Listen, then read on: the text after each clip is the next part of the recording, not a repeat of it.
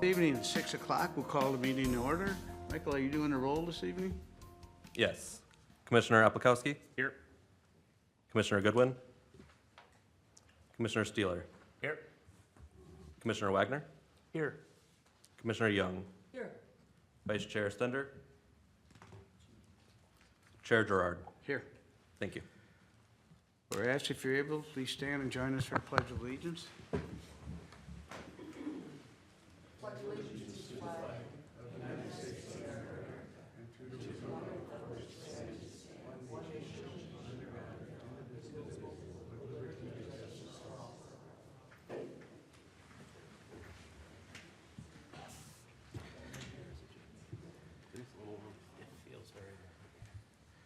Chair is looking for a motion to approve the agenda as presented or with changes.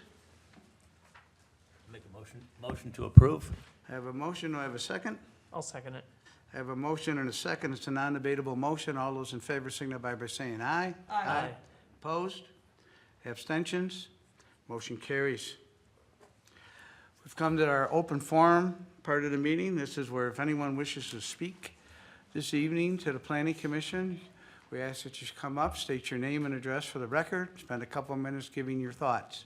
If you're here in regards to either of the two regular agenda items, Amberley Woods or the zoning text amendment for the wireless communication, there are public hearings at that time for those two. So if it, besides those two issues, if anyone wishes to address the Planning Commission, I ask you to please step forward now.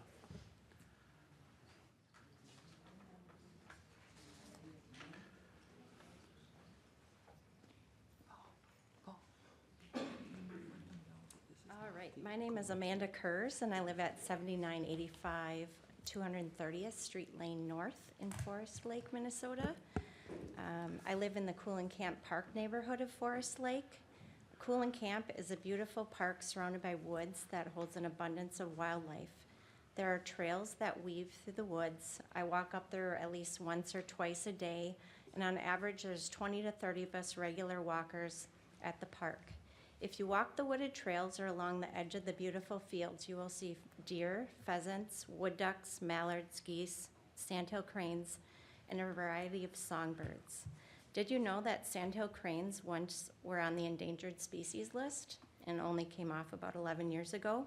In the past few years, we've had a pair of sandhill cranes nesting at Cul-De-Sac Park and raising their young. Sandhill cranes are not the only birds to call Cul-De-Sac Park home. Many songbirds nest in the park. Did you know that a couple years ago, a Boy Scout built 8 bluebird houses along the woods of the Cul-De-Sac Park, and those bluebird houses hold many bluebirds that raise their young there. When walking around the park, you will see the bluebirds sitting on the fence of the ball fields and enjoying the open habitat. If you visit the park in the evening, you will hear the calls of the barred owls, which is another amazing bird that calls Cul-De-Sac Park its home. In the neighborhood just southeast of the park, you will find a giant bald eagle's nest. We often see the eagle fly over our home on the way to the lake. On top of all the beautiful nature and the wildlife Cul-De-Sac provides, it also has 4 baseball fields. Many of the young baseball players from Forest Lake play their games at these fields. During the summer, all the fields are full and the sidelines are packed with parents cheering on their kids. While the baseball games are being played, many of their siblings enjoy playing on the fantastic playground equipment, which was recently updated by our fantastic city not too long ago. Visit Cul-De-Sac Park in the fall and you will see kids from the neighborhood flying their kites in the wide open fields. Why would you want to put a wireless communications tower in a park like Cul-De-Sac? What other locations were considered? I reached out to Brian Glander, the tower company representative, with this question on April 16th, but I have yet to get a response. I would also like you to know that I have never had cell phone service issues at my home or at the park. If you take a stroll down 35, you will see a communications tower in Columbus by Running Aces. If you go further south into Lino Lakes along 35, You will see another one by Otter Lake Animal Care and Northern Wholesale Supply Company. Once again, this tower is by Buildings. If you continue further down into White Bear Township, there is a tower south of the movie theater in between a few industrial buildings. Continue even further south into Vadnais Heights, and there is a tower behind a storage unit. If you head south on 35W, you will see a tower next to Walmart in Blaine. All these locations are industrial and make much more sense than a beautiful park that many people, including many children, enjoy on a daily basis. If you haven't been to Cul-De-Sac Park, I strongly recommend you go up there between the hours of 6 and 7 p.m. on a weeknight to get a good understanding of how many residents use this park. I would also encourage you to walk on the beautiful nature trails of the park to see all the wildlife, or have a picnic under one of the two pavilions and listen to the sounds of nature. It's so peaceful, and in my opinion, it's one of the best parks in Forest Lake. Putting a communications tower in a Cul-De-Sac Park is not a good decision. Please do not put this tower there. Thank you for your time. Thank you. As I said earlier, there is a public hearing specifically for the wireless towers, but we'd be happy to take comment now too, but I think it would be a little more appropriate to take the comments at that public hearing.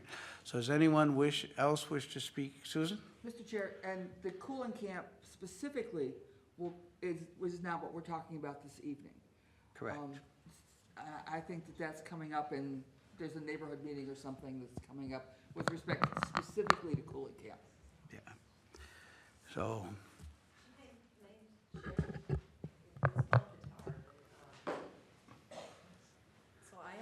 My name is Maria Bloomberg, and I was here a few weeks ago. I'm in the same neighborhood with the extended Cul-De-Sac.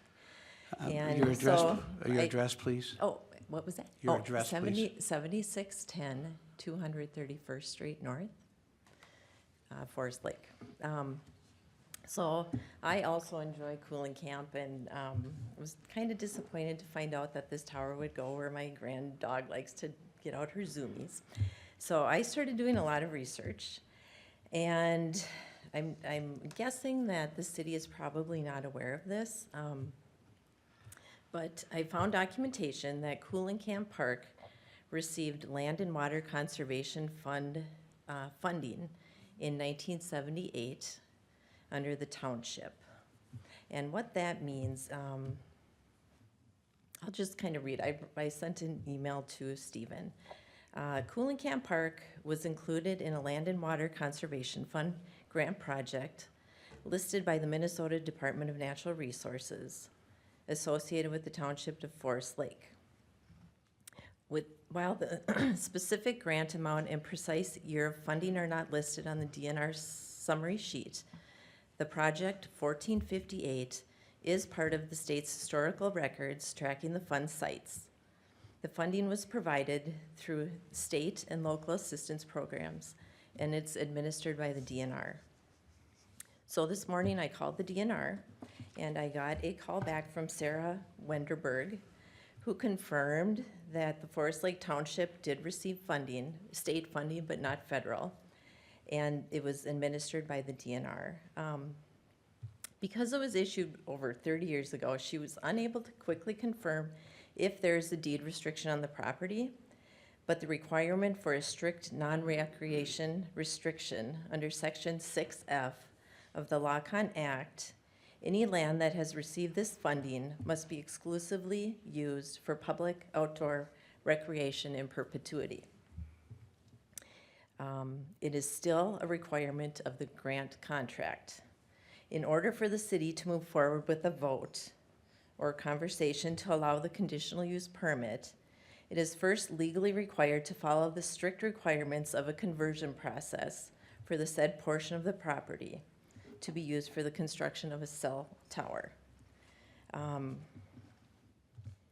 So some other examples in town, Cul-De-Sac is one, Lakeside Park in downtown Forest Lake, Belts Park by St. Peter's have also received this funding.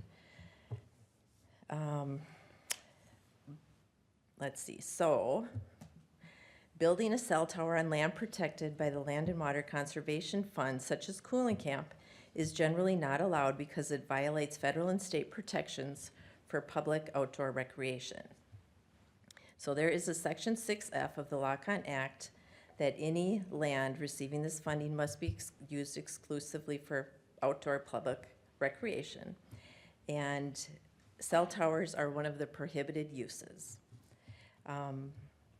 Let me quick look through my notes here.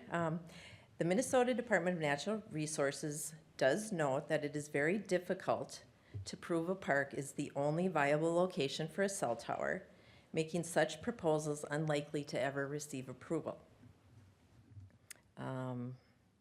The scope of coverage typically applies to the entire park boundary, even if the original grant was had only funded a small portion of it. Could a cell tower be constructed in Cul-De-Sac Park? Potentially, yes. A cell tower can be constructed in Cul-De-Sac Park, but because of the Land and Water Conservation Fund grant, it is complex and a highly regulated process and must meet several requirements, including the conversion obstacle. So I don't know if they provided copies of what I found, but. I'll speak to that. Okay, and so, there's a lot of restrictions that, it would be, as, Sarah from the DNR explained, it's very expensive and it's a time-consuming process. So I would just encourage the city and the planning committee to, find out more about this grant and how it affects this CPU. And it, on paper, kind of looks undoable just because of the law. So that's all I have. Thank you. Let me make it clear tonight that we are not discussing cell towers at Cul-De-Sac Park. The issue on item 7B, the wireless communication tower, we're covering some mistakes we made when the zoning ordinance was changed 2 months ago? January. January? January. We're just cleaning up some typos. The whole issue with the Cul-De-Sac, is there gonna be a tower and whatnot? I would hold any comments, because you'll see when they give the presentation that nothing tonight covers Cul-De-Sac. There's a long, arduous process that anybody who wants to put a cell tower in Cul-De-Sac would have to follow. It has to be permitted by zoning, which in a sense this is, but it's on institutional land. It makes it a little iffier. So there's a lot going on before the city even receives an application. They have not received an application to put up the cell tower. I believe they, yeah, right? There's a meeting by the developer, correct? So we have no applications submitted for a tower to the city. If they submit an application, it would be subject to a conditional use permit. That is an application that is approved by the Planning Commission and is subject to a public hearing. Everyone in the area will be noticed. There is a neighborhood meeting being hosted by the developer. That is next Thursday. I believe that's the 30th. That'll be here at City Hall. And at that point, they'll be taking inquiries, questions, proposing whatever they're looking to do. But at this time, there's no application submitted with the city for us to review and provide feedback on. So the neighborhood meeting will be April 30th, City Hall, at what time? Good question. It's usually 5 PM, but we'll verify that. 4:30, there you At go. 4:30? And where you would hear the first comments from the developer, what Mr. they Chair. want to install. Mrs. Bloomberg mentioned, we've received numerous comments against this proposed tower that we don't have an application for. We have filed all of those for any anticipation, future application for, as public comment for any further discussion with this board or any other boards. Thank you. So to answer your question, Mrs. Bloomberg, we got it, but since it's not on the agenda today, we filed it with for the future application if we get one. Good evening, sir. Less than 60 seconds. Dennis Batty, 22770 Imperial Avenue North, Forest Lake. I realize there's some unfortunate things that have happened here, but I do believe that the city has an opportunity here to show themselves strong on this. And I'm not speaking for or against the Cul-De-Sac Tower, but the city needs to bend over backwards here in the next few weeks, making sure that solid, fully revelatory information is passed out on this. When I got the agenda today, I saw that, they weren't talking about specifically the Cul-De-Sac project, but there wasn't, it was just, I realize it's probably just maybe it's just an unfortunate coincidence. I hope that that's what it is. Because on the surface, there's just a number of things that have raised questions in people's minds on this. And I just think we need to proceed with a great deal of attention being paid to clear and concise communication on this and process. I trust the city. You know that I know what the process is, and I expect it to be followed. Thank you. Good to see you again. So, in order, I want to make sure everybody gets to where we need to be here. And so if there's anyone who wants to speak besides the cell tower, I would say come forward now or wait until we have the public hearing after you've heard why we're here this evening. Hopefully that makes sense. I won't stop anyone from coming up, but I think it might be worthwhile to hear what the city has to say on what we're making these changes for. And again, there will be a public hearing then, and anyone who wants to come up and make comments is more than welcome to do so. So does anyone else wish to come up at this time to make public comment? Seeing no one come forward, we'll move to item 6, our consent agenda considerations. There's 2, and approve the minutes from the regular meeting of April 8, 2026, and resolution 04-22-26-01, Forest View Estates denial of the cul-de-sac variance. Chair is looking for a motion, or if somebody wants to pull something. Chair, I would move approval of the consent agenda, but I do have a question for staff. Okay. I have a motion. Do I have a second? I'll second. Andy. Andy, I have a motion, second. Susan, what's your question? Staff, when is the council going to consider the resolution regarding the cul-de-sac? I know that, The resolution denying the cul-de-sac that's a final decision from this planning commission. It has been appealed by the when are they applicant on May considering? 11th. That's what I'm asking. Oh, yeah, May When are they 11th. considering that appeal? May 11th. Okay. Currently scheduled. If it changes for any reason, we'll make sure that everybody knows. Other questions on the consent agenda? Hearing none, all those in favor signify by saying aye. Aye. Aye? Nay? Abstentions? Aye. Motion carries. We'll move to regular agenda, item 7A, PUD final plan and final plat, Amberley Woods, pin 21.032.21.23.0002, to be a public hearing and a recommendation to City Council for PUD final plan and final plat. The way this will work this evening, the city will present the application as they know it. When they have finished, the planning commission will ask any clarification, any questions that they need to be comfortable with where the application sits. Once we have heard any questions there, we'll ask that the developer, if they're here, if they have any comments they would like to make. After that, we will open the public hearing. I'll give further instructions at the public hearing. We'll have the public hearing.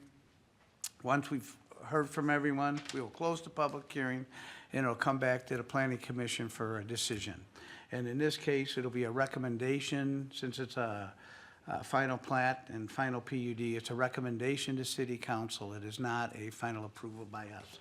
So with that, Stephen. We good? Everybody can hear me? All right. Thank you very much, Chair Gerard, and you gave a great rundown of the process going forward. This is a continuation of the project that the City Council approved at the preliminary stage in October of last year. Tonight's review is focused on the final PUD, with the Planning Commission making a recommendation to the City Council. I'll walk through a brief overview of the project and staff's analysis, and then we'll pause for any questions before the commission opens the public hearing. The applicant is proposing a 56-lot, single-family residential development on approximately 39 acres located east of Goodview Avenue. The project includes a mix of lot sizes and a connected street network, along with supporting infrastructure and open space areas throughout the site. As noted, if I can get my notes. It always happens. Sorry, folks. It's fun. There we go. As noted, this project was previously approved at the preliminary stage in October of 2025, and the plans before you tonight are consistent with that approval. With that overview, I'll move into the land use and density. From a land use standpoint, the property is guided for low to medium density residential, which allows between 3 and 6 units per acre. The project comes in at about 3.8 units per acre on a net basis, which is consistent with that guidance. One thing I do want to highlight: since the preliminary approval, the Metropolitan Council guidance has been updated to allow stormwater ponding areas to be excluded from net developable acreage. In this case, that removes about 2.17 acres from the calculation. If those areas were included, the net density would be closer to about 3.3 units per acre, which is more in line with what you saw previously. So what you're seeing here is not a change in actual density, but rather a change in how the density is calculated under current guidance. Overall, the number of lots and the layout remain consistent with the preliminary approval. In addition to density, the PUD framework also allows some flexibility in how the site is laid out. At the final PUD stage, the focus is on confirming that the flexibility granted at the preliminary stage is being carried through. The project includes a mix of 55 and 65-foot lots, with some reductions in minimum lot size compared to the base MXR1 zoning. Those flexibilities were approved as part of the preliminary PUD and are intended to allow for a more efficient and cohesive layout, while still maintaining the overall character of the neighborhood. Setbacks remain generally consistent with the underlying district. Overall, the PUD reflects the same design framework approved at the preliminary stage, with no material changes identified. Now, shifting from the layout of the site, I'll move into the natural features, landscaping, and park dedication. This slide focuses on the site's natural features, landscaping, and park dedication. The site includes approximately 6 acres of wetlands, the vast majority of which are being preserved, along with approximately 9.4 acres of buffer areas, which exceeds the minimum requirement of 8.93 acres for the site. The project does include a minor wetland impact of approximately 0.15 acres, which will be mitigated through the purchase of credits. Those impact areas are shown on the map in yellow. From a woodland standpoint, only about 5% of the existing tree cover is being removed, which is well below what the code allows, which is 50%. Areas of tree removal are shown in green. They are around the boundary at the north, west, and south of the property. The landscaping plan includes 231 trees. Code requires 4 trees per lot. 56 lots times 4 is 224, this being 7 over. So the proposal exceeds minimum requirements and includes a good mix of species throughout the site. The full landscape plan and species breakdown are included in your meeting packet. For parkland dedication, the requirement is approximately 1.5 acres, and the applicant is proposing to dedicate roughly 20 acres, shown in blue. While much of the area includes wetlands and buffers, there are also upland areas that meet the city's dedication requirements. Overall, the plan is consistent with the city's goals for natural resource protection and open space. From there, I'll walk through how the site functions from an infrastructure standpoint. The site development includes 3 new public streets that meet city standards and provide connectivity through the site and to surrounding neighborhoods. Sidewalks are included along the streets, shown in black, along with a 10-foot trail connection through Outlot B, shown in gray. Utilities will be extended from existing systems to the north and south, and the water system will be looped, which improves reliability and service. Stormwater is managed through 2 pond systems, shown in blue, and all the design elements are subject to the city engineer's review memo and addressed through the conditions of approval. Overall, the infrastructure plan reflects standard city design requirements and supports the proposed development. Lastly, I'll wrap up with a summary of the review, public input, and staff's recommendation. From a review standpoint, agency comments were generally limited to engineering items, which are addressed through the recommended conditions of approval. We received one public comment, which is included in your packet. The comment notes concerns related to drainage and how runoff from the development may affect adjacent properties near the wetlands to the south. It also includes general concerns about traffic and neighborhood safety in the event that Granada Avenue is extended, particularly related to pedestrian activity and children in the area. The conditions of approval are typical for a project at this stage and include compliance with the engineering memo, finalizing the development agreement, establishing the necessary easements, and confirming final landscaping and permitting. Based on staff's review, the final PUD is consistent with the comprehensive plan, the underlying zoning, and the preliminary approval, with no material changes identified. With that, staff recommends that the Planning Commission recommend approval of the final planned unit development to the City Council. This concludes our staff's report. The applicant is here this evening. If you have any questions, I'm happy to take any questions from the commission. Commissioners, questions? Susan? Steve, this is one of the few PUDs that I've seen that actually has a public benefit to reflect the flexibility. And to me, that public benefit is the retaining of the 20 acres of the forested and upland areas. Are there, in the PUD, protections so that that is long-term protected from further development? Everything identified as Outlot B, which is where I had circled in blue, will be deeded to the city as park dedication. Thank you. And this is something that is unique in all the developments that we've seen in all the PUDs, and I appreciate it very much. Yeah, and it's a much needed recreational area in an area that, as we all know, from a commission, it doesn't have a lot of that type of thing, and it's something that we've really focused on as a staff to improve. Other questions of staff? I have a couple. Jesse? On the one where you showed the sidewalks, the slide that you had up, is there a reason there's no sidewalks down where the cul-de-sac is? I think it's to maintain that connectivity between the neighborhoods. That was a requirement of the city. No, where the cul-de-sac is. I know, the reason why it's not there is because the sidewalks that are there are on the connected streets to the connect. neighboring cities, to make sure that there's that pass-through rather than going to a dead end. Okay. And then I also had a question on the trees. It said that there's supposed to be 4 per lot, but they're going over. Is there still gonna be 4 on each lot, or are they counting the trees that are off? I have it in here. So there were some challenges with some right-of-way that we're working through, and so the trees, they're finding new opportunities to be able to plant those additional trees, and these are the opportunities that we've worked with our city engineer to be able to reflect that on this plan you see here. So there may be a few lots because of right-of-way that may not have 4 trees on that lot, but it's still, as a whole, they went above and beyond for any of those lots, and I think there might be 3 lots that may have 3 trees rather than 4. Sounds good. Thanks. Other questions of staff? Yeah, I understand the applicant is here. Do you wish to add anything to staff? Please state your name and address for the record, please. I'm Ashley Dahl-Sander from Twin Cities Land Development, 4800 Olson Memorial Drive, Golden Valley. I have no comments, but happy to answer any questions if there are any. Commissioners, any questions for the applicant? What's the target price for the housing that's gonna be in there? The homes are going to be sold by D.R. Horton. I'm not certain about the exact price, but I would assume probably 400 or plus, give or take. Thanks. Other questions of the developer? We may have some after the public hearing, so thank you for your time. Thank you.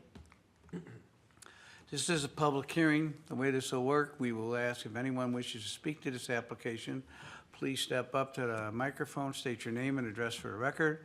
Spend a couple of minutes telling us about your concerns or comments on this application. Once we have heard from all parties, we will close the public hearing, and we will bring it back here for decisions by the Planning Commission.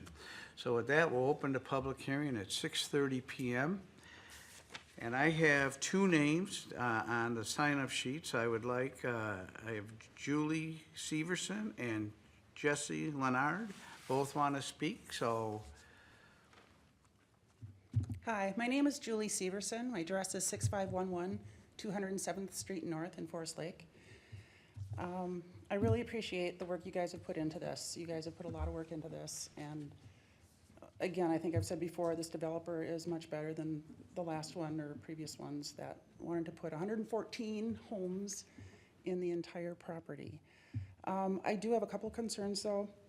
One, Susan brought up the park dedication.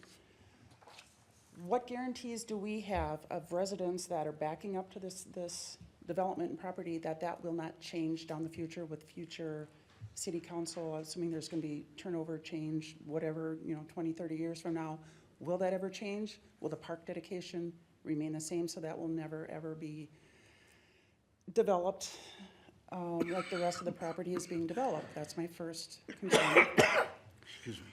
Second concern is the migratory birds are building their nests right now, and I can see that the heavy-duty machinery, the backhoes, and I think a couple of scrapers and whatnot are already parked on the property on the west end, right off of Goodview.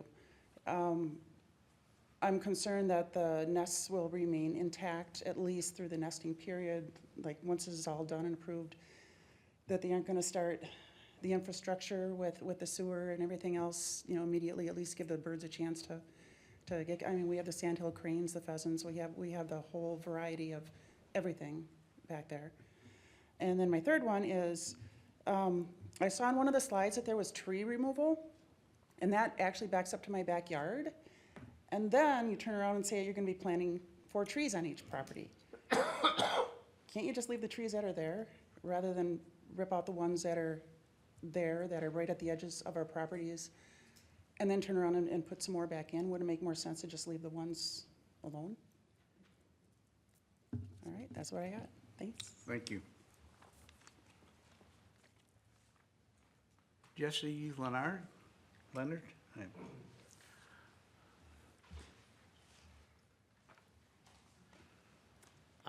Jesse Leonard at 20523 Granada Avenue North in Forest Lake, and have a property owned adjacent to this development, right, directly to the south. So I actually kind of border it, so, and have a larger lot there. So my biggest concern, and I won't waste too much time, with specifics, but it's just sort of that wetland kind of drainage area that runs touching my property.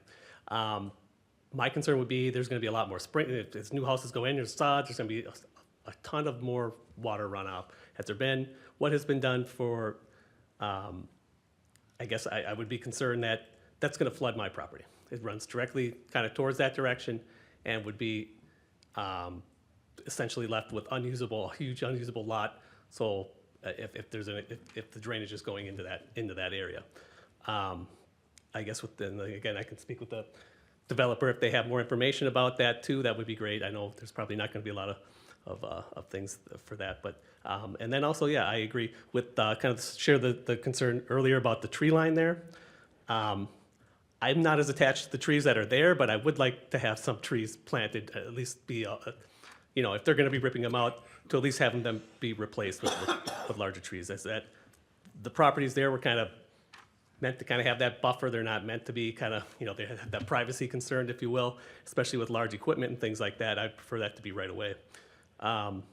Yeah, and then also with the, I guess even with the wetland there, I guess having lived there for 14 years now, I've kind of seen a lot of, it's kind of was used for the farm field to drain the crops and stuff like that. I'm not even certain some of that wetland is even necessary at this point. If there's going to be houses there, it's kind of it's sort of the back that seems to be more natural. The one there's a small one, if you kind of look at the map, that kind of is just by Granada Avenue, and I prefer they just pipe it and have it run under the property and run to that bigger area. So Again, kind of more specific stuff for that, but I have major concerns with what's being kind of developed here and how the houses are kind of lining up around that wetland, that's going to be sprinkler water in my backyard. If that makes sense. Traffic would also probably be the last concern. I know it's some desire the connection to the other sidewalks and things, but my biggest concern is the way it's kind of drawn is that's going to be a cut through. It's not going to necessarily be people that live in the area. You're going to see high school kids trying to cut the corner to get to the height or coming from off of 202nd, wanting to skip through the neighborhood to maybe take a shortcut to school. I would like to see if that is going to be, if this obviously is recommended, that the city considers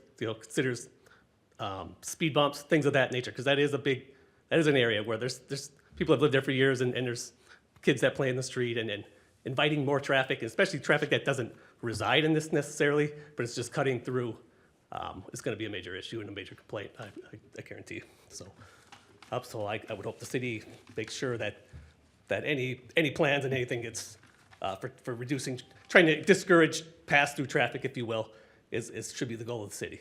And just leaving it for, obviously helping going through there if you're a resident. So that's about it. Thank you for your comments. Thank you. I don't have any other lists on my name for this application, but anyone in the audience who wishes to speak to this application, I welcome you to come up, state your name and address for the record, and spend a couple minutes with your thoughts on it.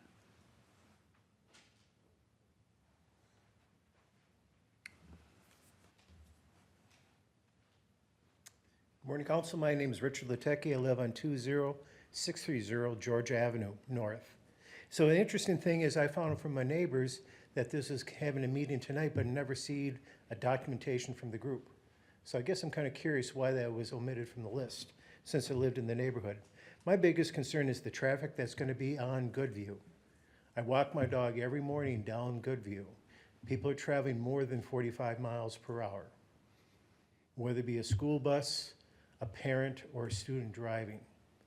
My concern is that when we add 56 more homes in that area, that's only going to double the traffic that's going to be on the road.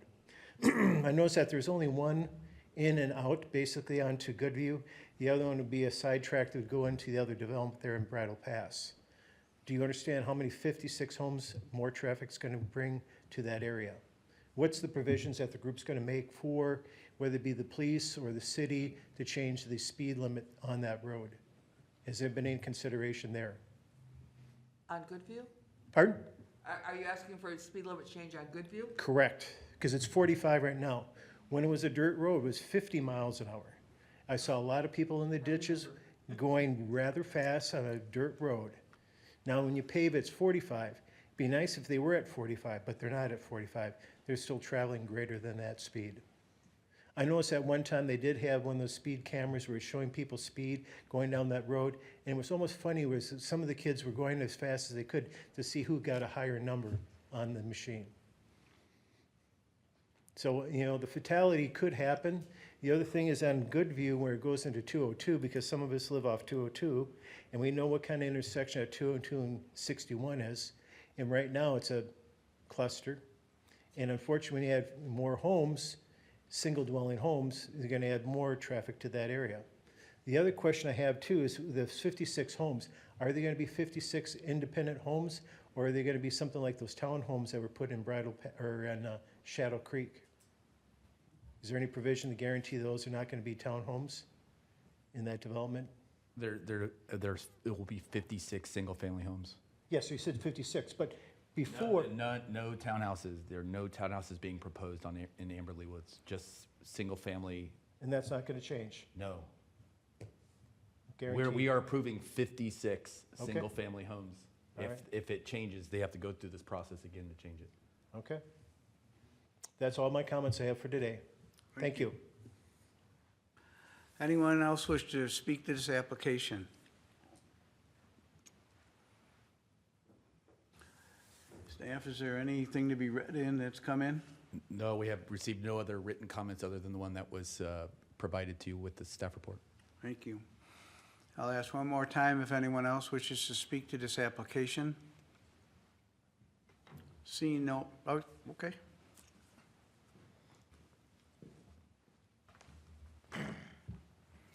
Paul Latecki, 20630 Georgia Avenue North, Forest Lake. Now, I'm not know if many of you are familiar with Rivara Woods.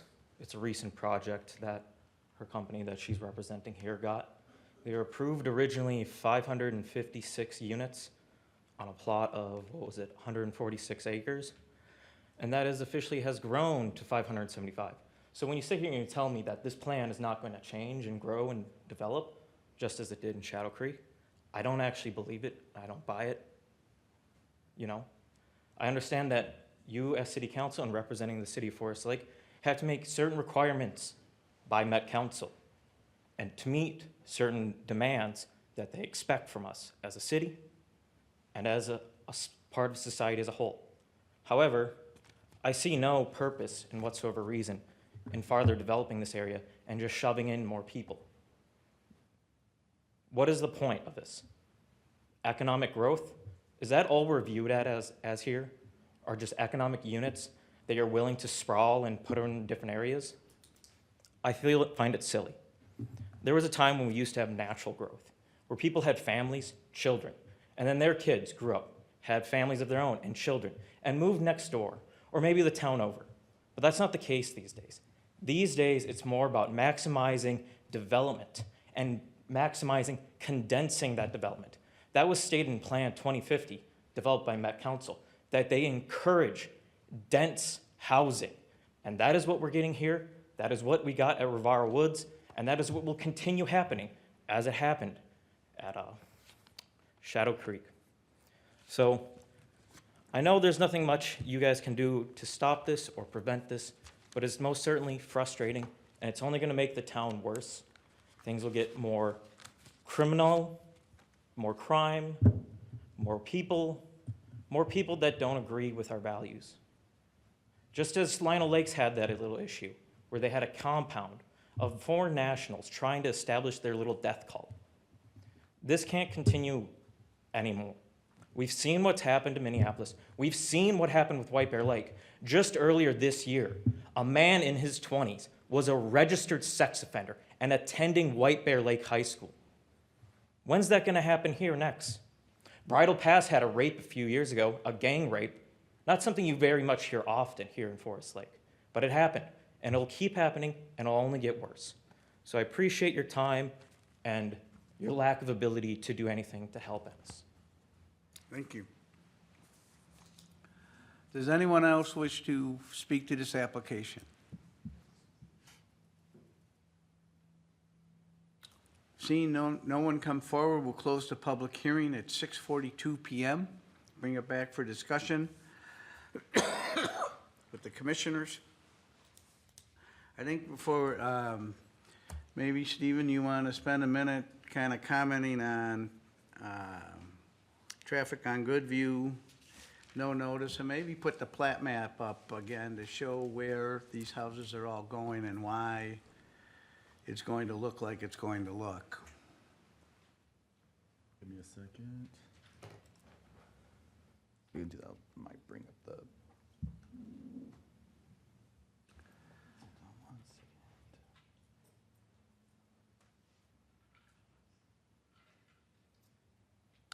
Find you to put it in the slideshow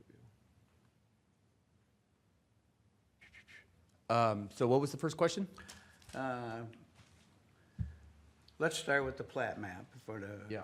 where all the houses are. This map, there you go, you had it. I had it. Yes. This is the plat that's being presented this evening for development. As you can see, there's, if you were to count them, you would find there'd be 56 individual lots here. This is what the Planning Commission is voting on tonight, whether this plan can be built as presented. They were here months ago. We gave them the verbal okay in a sense, and now they're back with the final design. And what we're looking at on the final design is, did they take everything we had in consideration for what we wanted in the development into consideration, and did they implement everything? So you can see there's 56 houses, and this is all they can build, is single-family houses.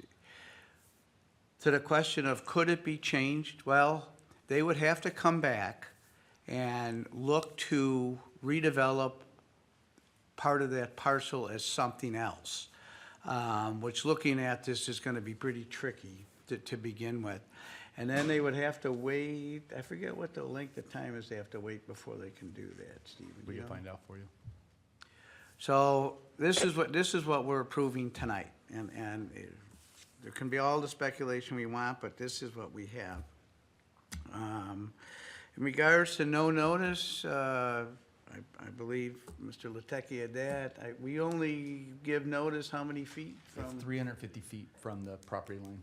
350 feet from where the property line would have been. So if you're farther than that, as the crow flies, that's how far the city puts it out up there. I'm trying to think, what else did we miss here? Traffic. Traffic on Goodview. Well, it's with most development, as you know, traffic comes and then we solve the problem. That's how development happens. I'm not saying it's the right thing to do, but that's how it happens. And to your point that the speed should be lower on Goodview, I would say that's something that the city could look into. That is our road. It's not a county road, correct? Yeah, Yeah, that's the. it's our road, so We still have to meet warrants for state aid requirements. correct. So there would be a process that they would have to look at it. So I would encourage you to reach out to the city as far as the trees being cut down, I'm not sure exactly what all, but I assume most of them are being cut because we need to develop the parcel, get the swales in there and Yeah, everything else. it's mostly for drainage, yep. Mainly And then drainage. they're being replaced, largely being replaced where they're cutting down with more appropriately placed trees outside of the drainage fields. And correct me if I'm wrong, when they develop, they need to keep the drainage on the parcel. Yeah. So there should not be runoff into the neighbors' yards. I would say to that comment, and I think the developer and every developer that comes to Forest Lake would say, our city engineer is very hyper-focused on drainage issues and is a heck of a headache reviewing all the grading plans and drainage plans to avoid any challenges, especially some of the ones that we've had in the last 5-10 years. With some of the developments have really kind of like helped focus the mind in what we look at when we're reviewing these things. All right. Chair, with regard to cut through, one of the things that, when we looked at the original, their preliminary, was making sure that it was curvy enough so that it wouldn't be a straight shot. I think that in terms of folks coming from the east on 202nd, that there won't be a lot of folks wanting to do a cut through. They prefer a straight shot, so you can get some speed up. We did ask and make sure that there was enough curve and so that it felt not like a straight shot cut through area, but so that it felt like a residential area. Thank you. Other comments, discussion, commissioners? Andy? I just want to hope, excuse me, hope that staff and the council have heard again that there is a desire in the city to not have the density that is being forced on us from the Met Council. And the pushback we keep getting is on mandates that are not our decision. So as we're looking to their next comp plan, I really, really strongly encourage you to not just say yes, that we do try to stand up and allow us to have yards that are big enough for kids to play in, instead of building these developments where there's not even a park included. There's parkland dedication, but there is no park yet. And kids have to go hundreds of feet away from their house, down busy streets, in order to play. And that's just not something that I think we should accept as the new norm. Thank you. Thank you, Andy. Other comment? Don? Yeah, if, I can understand if I have a lot to the north or south of this property, that if I'm concerned about drainage, my question would be, let's say, they're getting in there with the graders, they're moving stuff around, and I think it's gonna be a drainage problem for my lot. what would my course of action, come into the city and maybe talk with the city engineer? Someone would Yeah. work with me on that. We'd maybe work through with our meet me building out there official or and- code enforcement, yep. Yeah, but in general, the developer needs to keep the drainage on their property, but the individuals have that It- recourse if they want to get somebody out there to look at it with them. Remedies to these issues after the fact have been very costly for the developer to remedy, and we require them to remedy them. Okay. Commissioners, other comments? Susan? Steve, they have asked for a quicker opportunity to get on the site in terms of grading. Is that correct? Yeah. I'm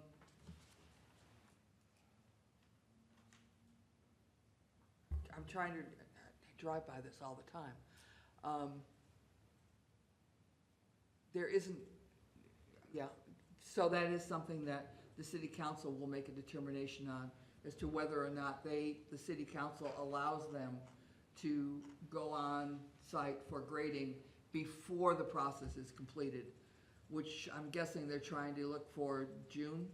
So the grading permit that, come Monday, this goes to council for final approval. The early grading permit is a part of that package. If that is approved while we go through the development agreement, finalizing that and all the other legal recordations that are required for this, that early grading permit would allow them that once they've met the conditions of that permit, which are, you have to make sure that you're doing looking at city engineer, approved plans, all those things, that they would be able to grade before they, perhaps before they have a signed development agreement with the city. And when are they hoping to begin grading? If you ask them, it's as soon as possible, as soon as they get approval for it. But there's still a number of conditions that we have to work through that are part of that grading permit that would require them to make sure that they have adopted what the city engineer has said in his comments, what all of his, and they're essentially the same comments that are in your staff report, or what they would have to meet early on. To make sure that they have approval. There's a couple issues that they're working through, especially with the landscape plans, as they're incursion in some of those 2 or 3 spots where they're in the right of way. So making sure that we go through all that. But again, no building permits will be issued at all unless a lot of conditions are met across the board, not just the grading.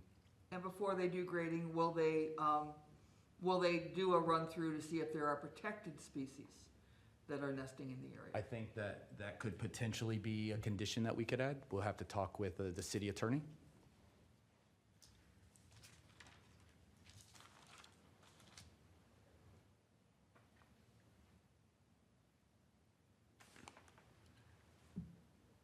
We wanted to look at that, that would be added as item 9 on the conditions.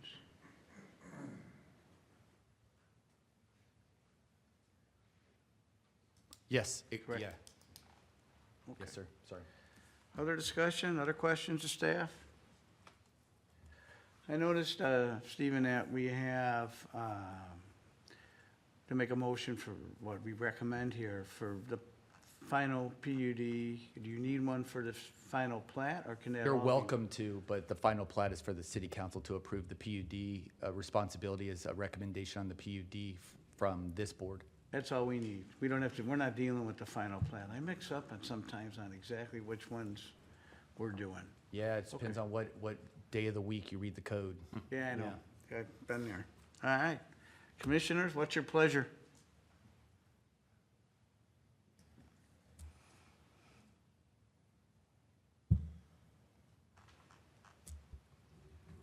Mr. Chair, I'm going to move approval or a recommendation to the city council for the PUD final plan for the Amberley Woods development, with a recommendation of a 9th condition that before grading commence, that a review of the property to determine if there are protected species nesting in the area, and if so, to avoid grading those areas.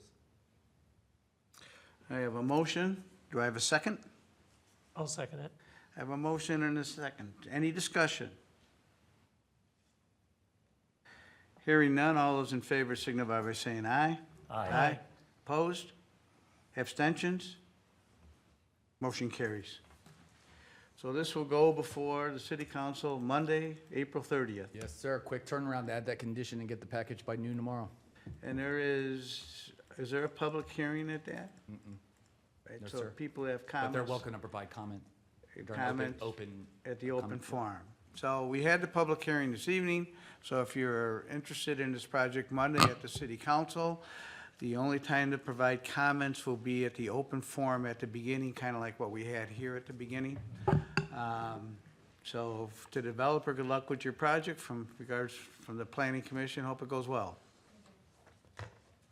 We'll move to item 7B, a zoning ordinance text amendment for wireless communication towers. This also has a public hearing and a recommendation to city council for a zoning ordinance text amendment. So with that, Michael, are you presenting? Yep, just give me 1 second.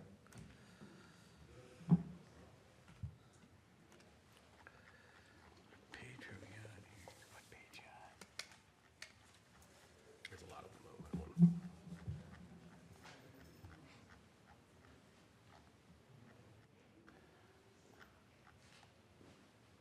All right, page 35.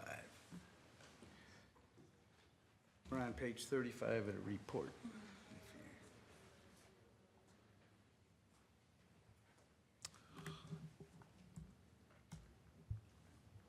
Technical difficulties, give me 1 moment. On a beautiful night like this, we have all night. We have until 8:30. The wild game starts at 8:30. an hour and a half, so. Actually, I understand the wild game's on at 8:30. We'll get there. This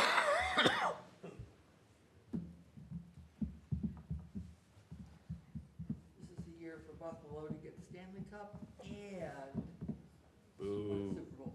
boo. Bills Mafia. You know, there's a reason you're at the end now.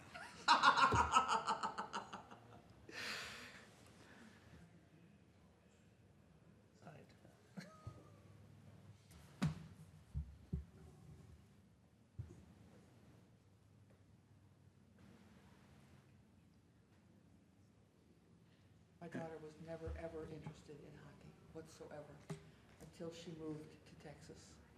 And now she's become a Stars fan. And it is such a huge disappointment to me. I mean, she could still be a Wild fan. She could be a Sabres fan. She could even go with Arizona. This, For the Stars. this, Arizona's not there anymore. this is the daughter that sat in planning commission meeting after planning commission meeting. Did she Council learn, meeting after. did she learn anything about what team to root for? No. I have failed as a parent. Michael, are you ready? Yes, I am. Because Thank you for your patience. we're short on humor up here, so Yeah, it's all yours. All right. Before you tonight is a proposed zoning text amendment for wireless communication towers. Commissioners here tonight may recall that a zoning ordinance text amendment was discussed earlier this year. The City Council approved that zoning ordinance text amendment in January, allowing cell towers in the single-family zoning district. As part of their discussion that came up before approving it, there was an additional requirement to make it so that in the single-family zoning district, stealth and camouflage design standards would be required. When this got added to the ordinance, it resulted in errors in other areas of our tower code language that we were amending. So the request before you now is to repeal ordinance number 765 and replace it with ordinance number 770 to correct these issues. As a reminder for amendments to the code, the Planning Commission holds a public hearing and they recommend either approval or denial to the City Council, and the City Council makes the final determination. We discussed this earlier, but a couple other people have come in, I think, since the meeting started. The amendment we were discussing tonight is a city-led amendment and was not brought forward by a developer and is not associated with any proposed conditional use permits for towers in the city. This amendment only seeks to correct issues from our last amendment in January. There will be a neighborhood meeting by the developer for a possible tower in Camp Park. At this time, there is no formal application with the city for that tower. That tower would be subject to a conditional use permit and would be subject to its own public hearing. That neighborhood meeting will be Thursday, April 30th at 4:30.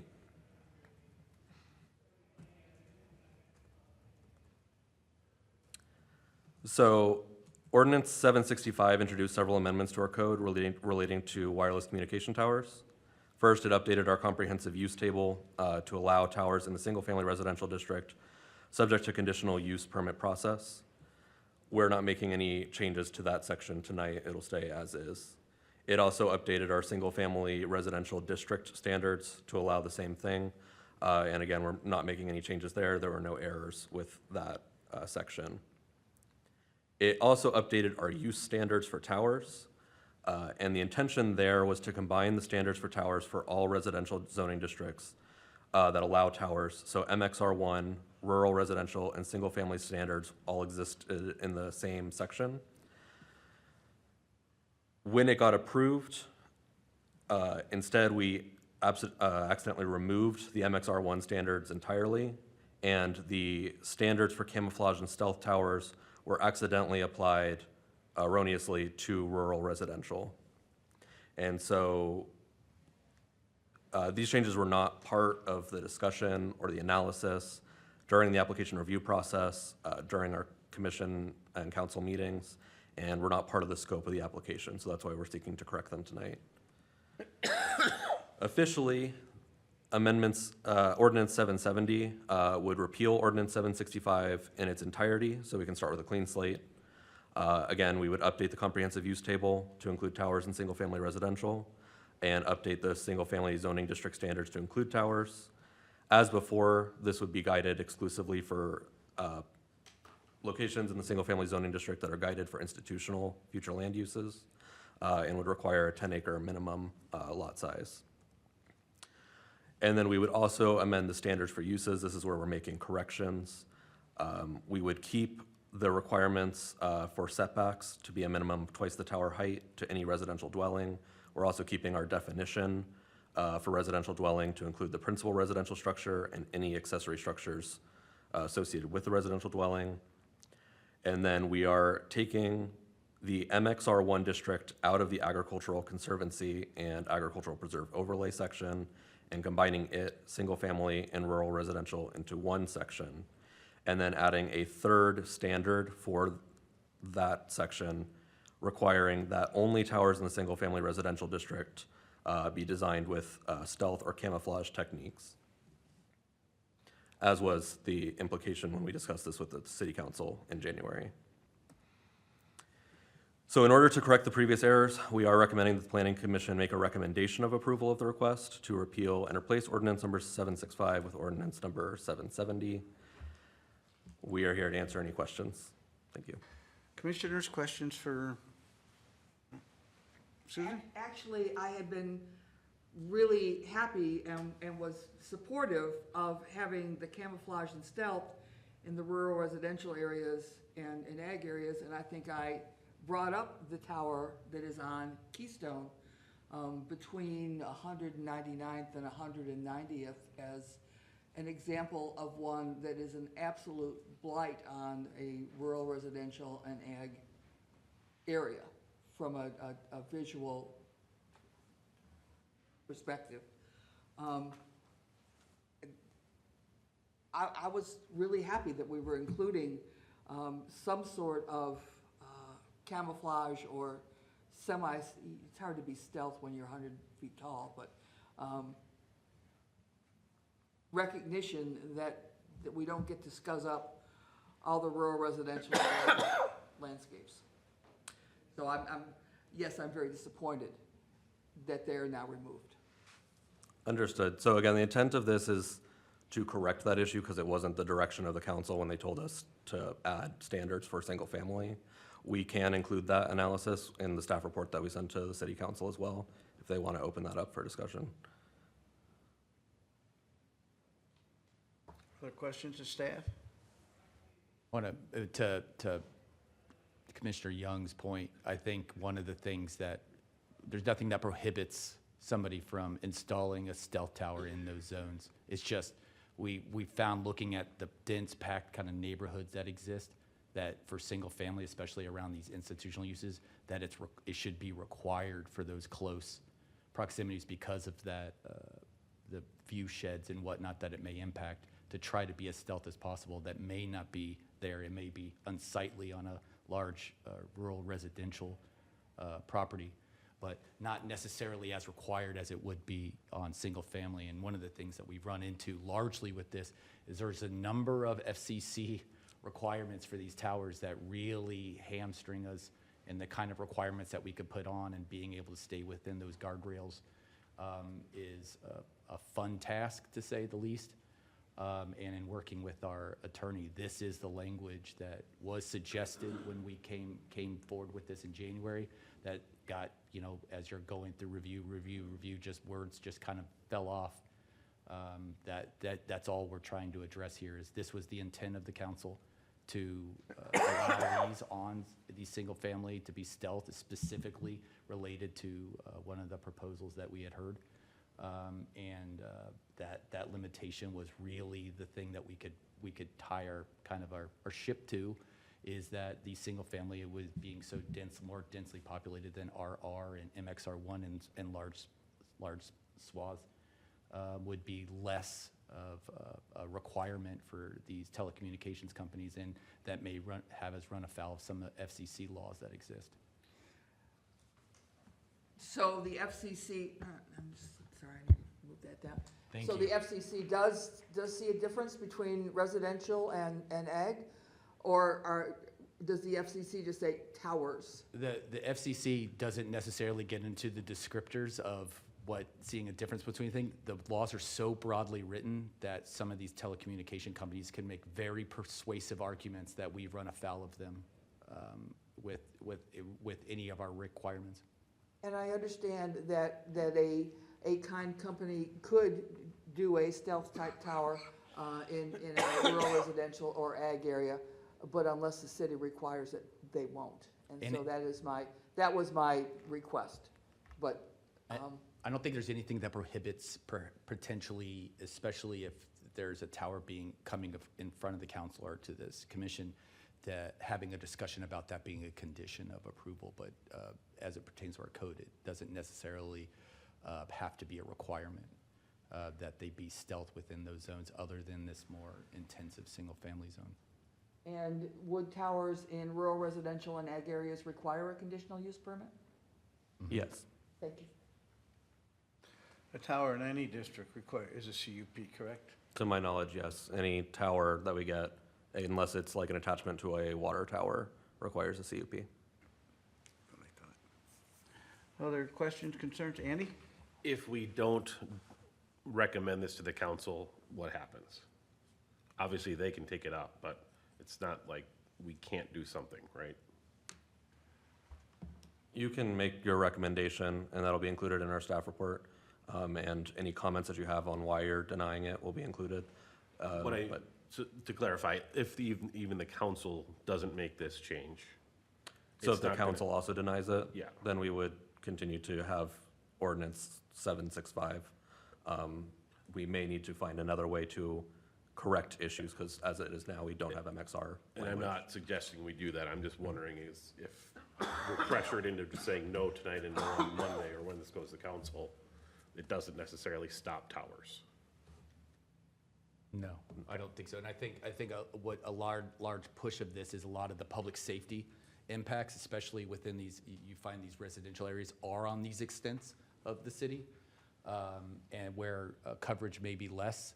And we're getting feedback, especially from our police department and our fire department, that they're running into these coverage gaps that may impact their ability to be able to communicate in an emergency or have people call out an emergency, especially on the lake, is one of the big kind of issues that we're running into, or we're hearing running into. Our building official is having challenges being able to communicate when he's out doing inspections on, in some of the farther extents, especially the Cub, where the Cub grocery store is, that there's coverage gaps with some of the service that he has there that kind of makes it so that he can't easily be able to communicate with us while he's out in the field about some of the things. So there's a lot of implications, especially with the coverage gaps that exist in this city that are hindering some of our city government apparatus. Yeah, and I live in a part of the city. I'm on the east side of, I'm not on the lake, but I'm far off on the east up behind the lake. And I cannot start a phone call, get in my car and drive away because I will drop the call at the end of my driveway. And it won't pick up for about another mile. So we do have problems in the city that we need to figure out how we can address for this type of thing. Because while we don't like the idea of people being in parks or other places with cell phones and data, it's not about phone calls. There's a lot of safety and convenience and entertainment and recreation that is tied through cellular data that we got to figure something out. Other questions, comments, commissioners? All right, this is a public hearing. The way this will work tonight, we asked if anyone wishes to speak to this application about this ordinance change for repealing 765 and replacing it with 770. We welcome you to come up, spend a couple minutes giving us your thoughts on the application. Once we've heard from all parties, we will close the public hearing, and then we will make a decision for what we want to do at the city council. So with that, we'll open the public hearing at 7:10 p.m. I have 1, 2, 3, 4, 5, 6 names on the sign-up, and so we'll start with the first 6 names if they still wish to comment. And we'll start with Amanda Kurz, 7985 230th. I know you were here before, so we got your earlier comments, but I don't know if you wanted to add anything. I just was wondering if there was, if you guys know of any other locations. We got a letter from the telecommunications company saying that they were considering our park. Were there other locations that were considered? And can one of these towers be put by 97 and North Shore? There's a solar field up there that's already enclosed in a fenced-in area. They were saying in the letter that we received that this tower needed to be fenced in by a 50 by 50 foot area, 7 foot tall fencing. I just have concerns with a lot of kids being up in that park, and that amount of, I don't know. I just wonder if it can be in a different location, so that's my only question. I don't believe the city has any applications currently for a cell tower. Is that correct? No, sir. And we, to be blunt, we wait to see what comes in about where anyone wants to put a location. To some extent, it's similar to if someone wants to build a store. You know, we don't know until they start communication with the city. Okay, thank you. At some point, wasn't there a discussion about one on Hosanna? Yep. But there's been no application. We've had no further Okay. word on that. I didn't know if they were pursuing that or not. I think somebody mentioned coincidence before, and when we found out about the letter going out, we were, oh man, we were already planning this ordinance fix. And yeah, it was a fun day for us. I have, next I have Sheila Haru. Hey, good job. People usually pronounce the X. Nice job. Oh, you know, I try, but I usually massacre it, so if they would take note that I got one right, Got it, noted. it's pretty rare. My name is Sheila Haru. I live on 7946 230th Street Lane North in Forest Lake, which is in the Cul-De-Sac neighborhood, but that's not my question. Specifically in regards to the original ordinance that was passed, I'm wondering what studies were done from a human health perspective in regards to cell towers in residential neighborhoods. I've done a lot of research. I was formerly in the medical community. It is very well documented that the radiation from cell towers is extremely detrimental to human health, particularly neurological health. And the sicknesses that happen from people living within proximity of cell towers, the list just goes on and on and on. And that does not even address the impact to wildlife in addition to that. And so putting a cell tower in any residential area is absolutely detrimental to human health. I understand the need for public safety. As a matter of fact, my husband is a police officer, so I get that. that we have to be able to communicate from a public safety perspective, but there's also the public health perspective that we have to consider. And I'm just wondering if that research was conducted prior to this ordinance being passed. If not, I would like to respectfully ask you to not approve this new ordinance until we can get that research conducted, because a 3-minute search on the internet will show you that there is huge impact to human health. And so putting a cell tower in a residential area is a poor decision from that perspective. That's my only question at this point. Thank you. Thank you. And I have Amanda Merrick. She had to go pick up another child, so she's left. All righty. Anyone else speaking for her? Okay. I have David Guy.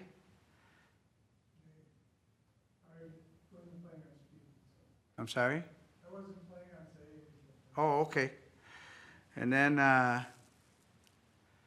Franco Kleisman? Yep. Did I massacre that one? Yeah, Classman. Most people say Classman, but it's Classman. So I live at 8051 230th Street North, which is directly across the street from Cooling Park. And I want to agree with what Sheila had said, concerned about the health issues. And another question I have specifically in regards to the ordinance that you passed back in January. What was the impetus in making it available for cell towers to go in residential areas? I mean, to me, it just doesn't make a lot of sense. It makes more sense to be more in industrial areas. And I'm just curious why the council decided to go ahead with that. I believe that the impetus was to clean up some of these dead zones that we have. You know, there's the ordinance that was passed in January is a 10-acre minimum ordinance, so there's very few sites to begin with in the residential areas that. Could you explain the 10-acre minimum to me? So the parcel that they want to put a tower on would have to be at 10 acres. Okay, Anything less than that doesn't count. okay, so obviously parks and et cetera that have that size is what's qualifying for these towers? Well, institutions, and I'm not going to put my foot in my mouth understand. too far, but I believe institution is, and parks are a whole different ballgame versus someone who is on private land that wants to put a cell tower up. Because I do know the cell companies pay for the use of the land. Yes, they do. And, you know, being someone who lives the closest to where that potential tower in Cooling Camp is, that is going to affect my property value. There are plenty of studies, and I can give you some of the names of them. Just the whole idea of it being in a residential area doesn't sit well with me. I don't think it sits well with most of the people that are here tonight. You know, I would request that you just dissolve the last ordinance that you passed in January, and let's go into a little bit further discussion and looking into the effects, both financially and medically, for the neighborhoods that you're in our city. That's all. Thank you for your comments. And the last name I have on the list is Maria Bloomberg.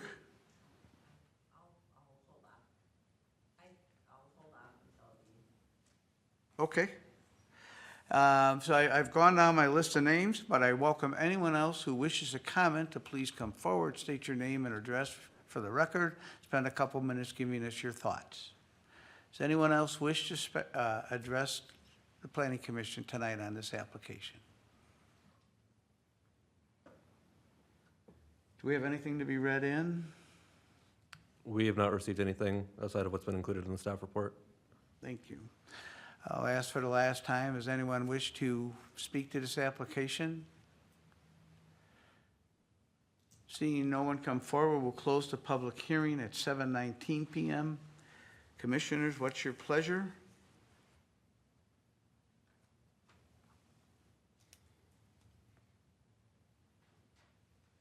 I'm not leading this one.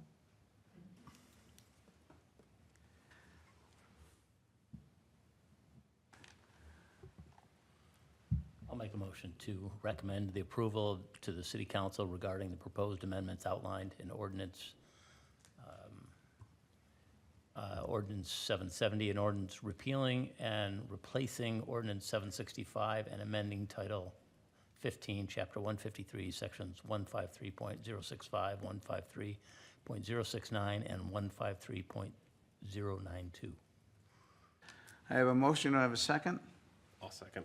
I have a motion and a second. Any discussion on the motion? Hearing none, all those in favor signify by saying aye. Aye. Aye. Opposed? Abstentions? Abstain. Motion carries. So this will go to, it's a recommendation tonight to the city council. So this will go to the city council on Monday. April 30th. Again, we held a public hearing this evening. So if you want to make comments on any changes to this ordinance, it would be during the open forum time at the beginning of the meeting, similar to what we had here tonight. So I want to thank everyone for coming in tonight. It's always good to see the residents of the community. And it's always going to be interesting when we get a room full. So we thank you all for participating tonight. And we welcome you back. We're here usually the second and fourth Wednesdays of the month for all kinds of interesting stuff. So feel free to come by anytime there's a published meeting. So with that, we'll move on to item 8, our discussion. Anything? Nothing for discussion. All right, so we'll start with our updates. We'll start with our beloved councilperson, Mr. Larson. First of all, I'd like to say thank you very much, everybody, for coming. It's very appreciated to have our community come in and give feedback, support, or to share your concerns with commission, council, or whatever. So you're what we need to hear from, whether it's good, bad, opposed, agreed, whatever. So thank you very much for your participation. Can you tell me how I get an answer to my question about the research that was done about the medical impact, the health impact? That gentleman right there is gonna be probably speaking with Abby, who is the director also. And they'll try to, it'll be a little short notice, obviously, but they'll try to compile some information to bring to our council meeting on the 30th. So. 27th. 27th. Yeah, don't show up the 30th, that's the Yeah, that's neighborhood a little meeting. late. Yeah, I'm for the sorry. proposed tower. What's the rush here? What is the rush here for? This recommendation to the city council. It isn't always on the very next, at the very next meeting. That's just how the calendar fell. Yeah. I mean, Come on. and again, this is an ordinance that is unrelated to anything that we don't have an application. Was. That's no longer the case. But we don't have an application for what you guys are, and we don't even know if we support something if we don't have an application. And it is a public park, so we have all the say in any approval of that. And it's a pretty hard road to be able to add something like that. But what you're doing is clearing the way for them to bring an application that will then get approved. Oh, we're making sure that we have the ability to communicate across the city. The issues that we have are within residential districts with being able to communicate through cell phones, through public safety and all that good stuff. But everything goes through a process. As soon as we get the application, there's a full process to approve anything. So this is just an. In this ordinance, you're taking away, so part of that is rural residential, and you're taking away the camouflage, so they can basically put up what they want. There is always towers, but the priest 764. What's the reason for taking? So prior to January, when we approved that ordinance, towers were allowed without camouflage or stealth in the rural residential. The application, the amendment in January specifically affected single-family residential. Cul-De-Sac is rural residential. So the amendment in January was not intended to affect what was already in place for rural residential. That's the effect of the application that was heard tonight, the amendment tonight. And it's not saying that we can't ask them to make something more aesthetic. So would blend in with trees, whatever. I know from experience, radio towers or repeater towers for like police radios, 800 megahertz stuff, which they use. There was a place in Afton that had a lot of pine trees, large pine trees. It was up on a bluff, and it caused problems for the radio usage in that south part of the county. They required them to develop and design a tower that looked like the pine tree. And honest to God, standing there looking at it, if you didn't know it was there, you wouldn't even seen it. I'm not saying that's not the case, you know, for any of this stuff here, but they do have the capabilities to make stuff look rather disguised, I guess, for lack of a better term. I did Google search on camouflage cell towers, and like with the images of complex saguaro cactus and palm trees. Yeah, like I say, it depends on who it is and how much effort they put into it to make it as camouflage as possible. And that's something that can be a requirement of certain areas. Jeff, can you get a little closer to the microphone? sorry, sir. And maybe if you're answering questions, repeat the question so that the audience at large Am I gets. loud enough? Can you hear me now? I can always hear you. That's There you not the issue. I The know, question sir. is if they can hear you on TV. Have you all been to Cul-De-Sac Park before? Yes, ma'am. So you know it's a big hangout, dog walkers, baseball teams play there, little kids play at the playground, and you want to be next to the tower. Yeah, I understand. I do, I understand. All right. I'll just fire off my little spiel here to the commissioners and that, and if they have anything, you'll answer back. There's a neighborhood meeting next Thursday. Please, that is your chance to be one-on-one with this developer. That is a perfect opportunity to be able to have a conversation.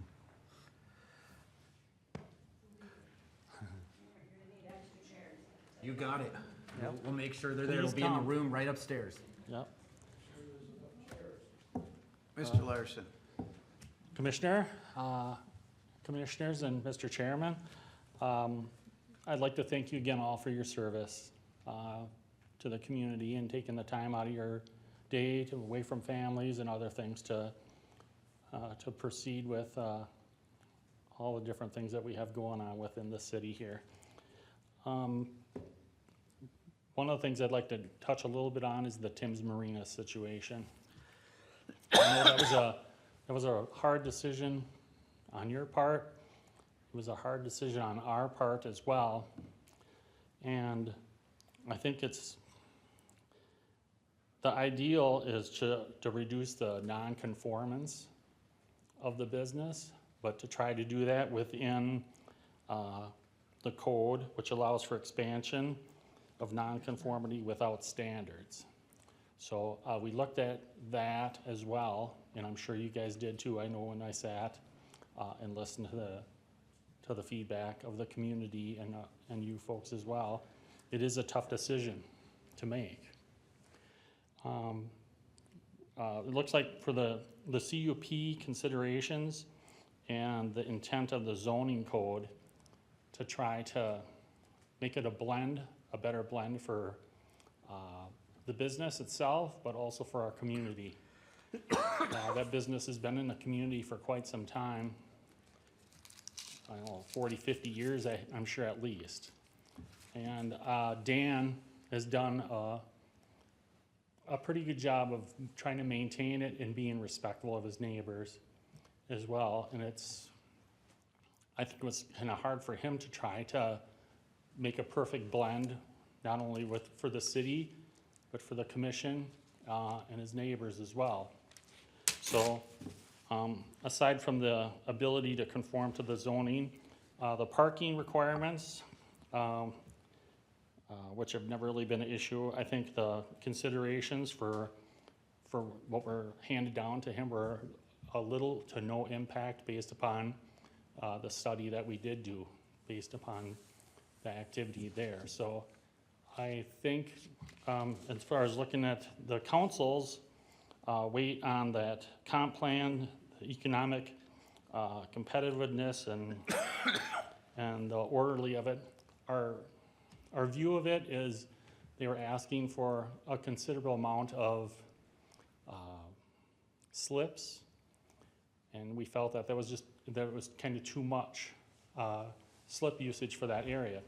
We agreed to 36 slips for that, and I think our viewing, looking at that, is we'd rather, we see that there's a large demand for boat slips on the lake, and people in the community on the lake rent out their docks, add additional slips, and they're well within their right to do that.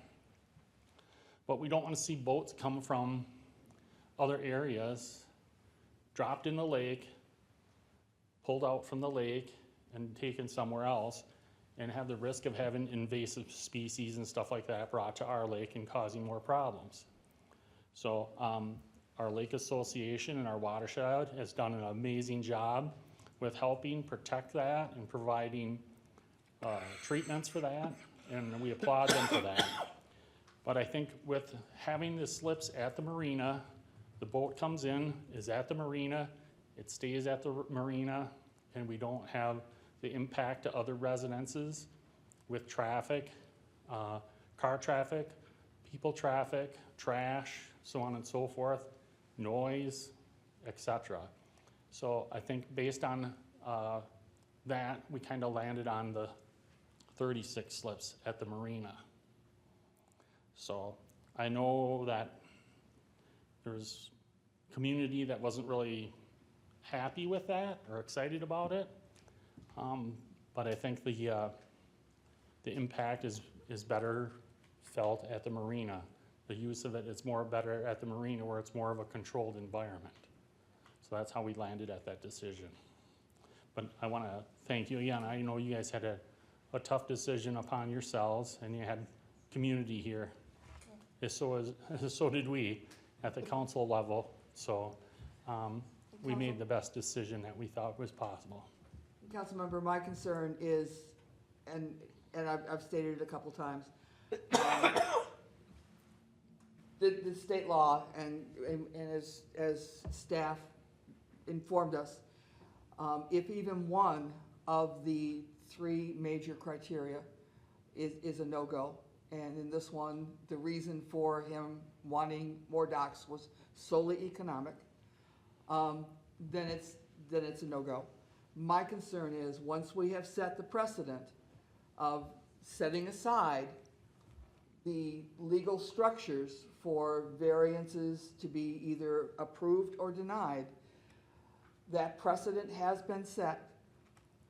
The rock is rolling down the mountain, and it is gathering additional appeals in this case. And you will, if the Planning Commission in the future denies a variance request, you will see more appeals now that the precedent has been set. And that is absolutely your purview, that is absolutely your ability to do. I'm just very concerned of what it has, what the implication of this one will have for not only the work of the Planning Commission, but then the work of the City Council. So thank you very much for coming and talking about that. I do appreciate it. No, I appreciate your guys' feedback as well. And like I say, we look at the recommendations that you make, and we appreciate your work and involvement in it. It's not just a one-person deal, as you know. It's 6 or 7 people that have input in things like that as well. So with the work and the help of our staff, we try to make the best decision possible for the community. Yes, One Andy? other thing, what you said for the reason why you're doing it, I think that's all legitimate, that's good, it's a good decision base.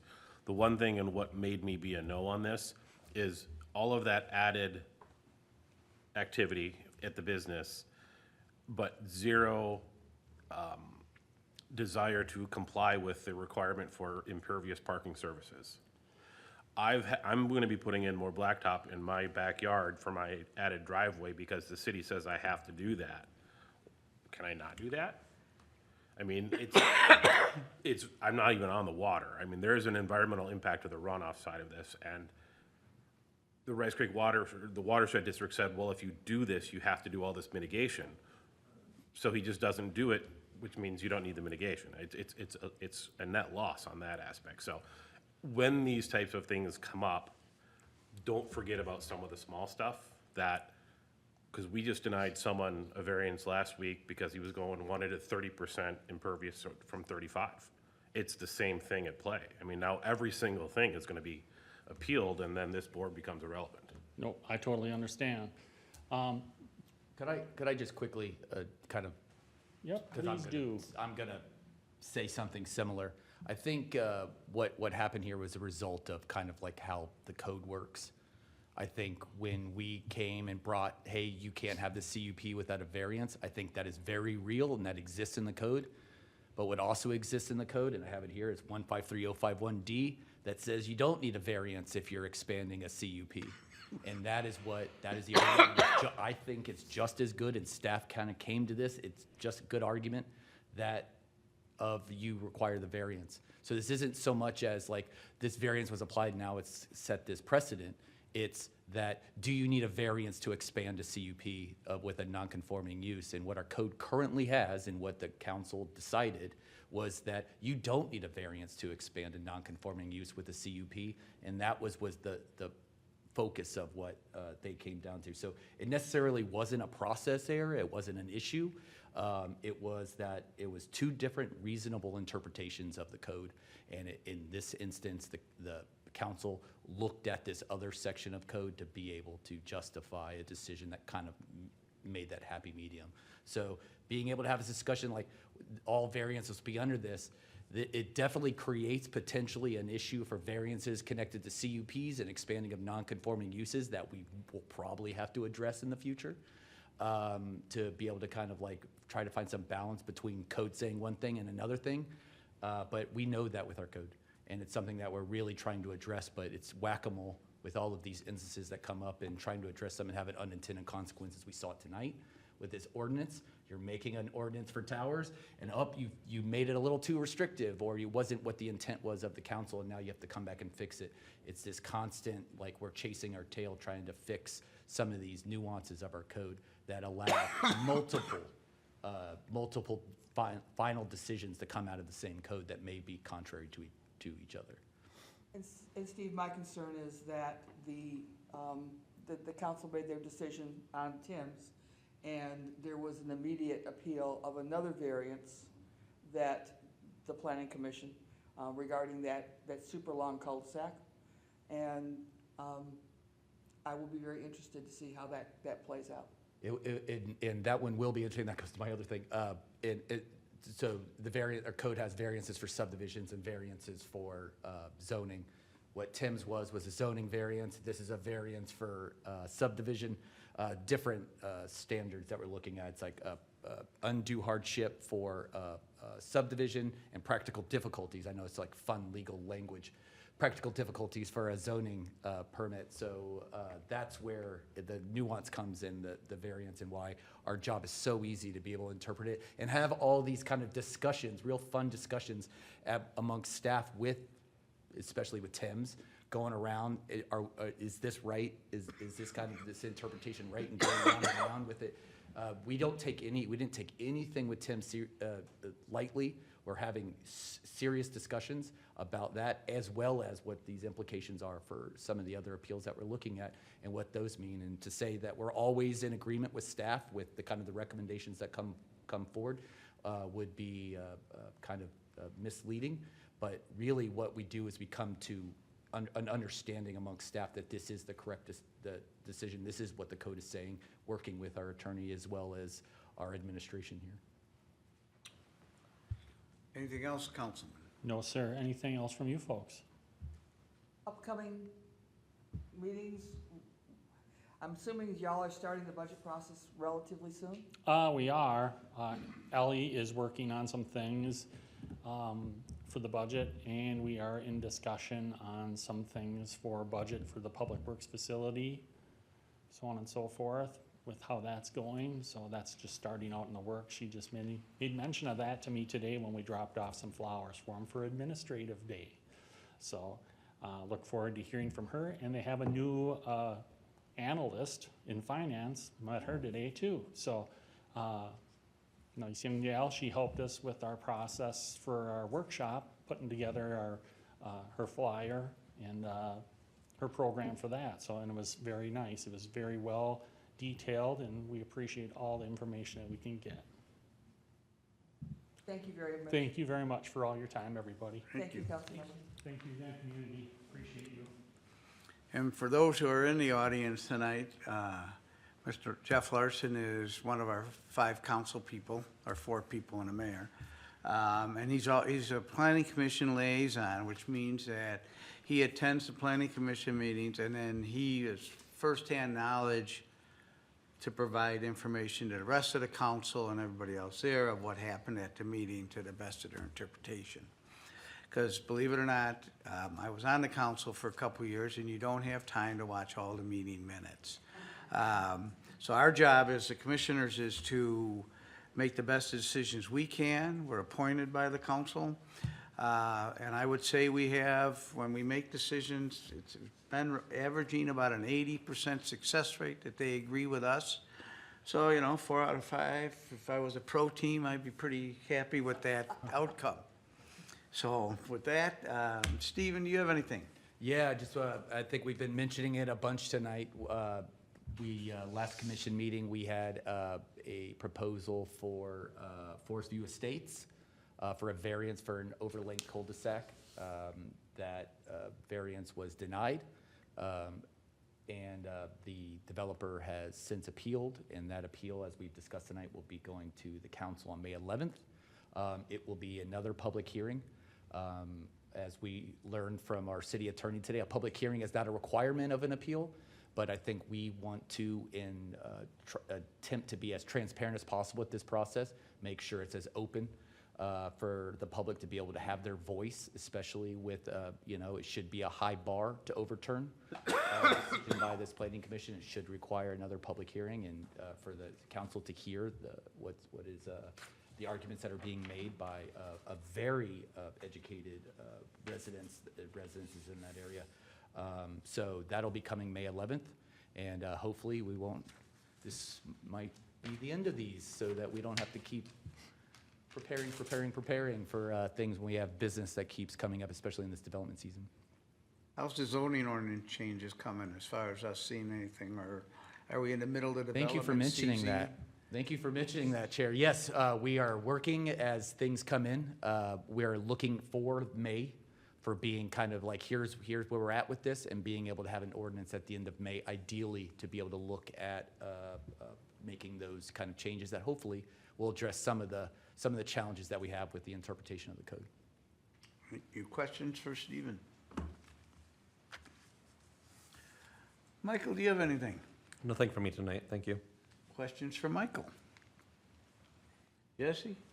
Nothing today. Don? Nope. Andy? Nope. Susan? Nothing. And I have nothing, so with that, the chair wants to thank you all for participating on the commission tonight, and everyone who came in from the public, and is looking for a motion to adjourn. So moved. I have a motion, do I have a second? I'll second it. I have a motion and a second, it's a non-debatable motion, all those in favor signify by saying aye. Aye. Opposed? Abstentions? Motion carries. Have a wonderful rest of the evening.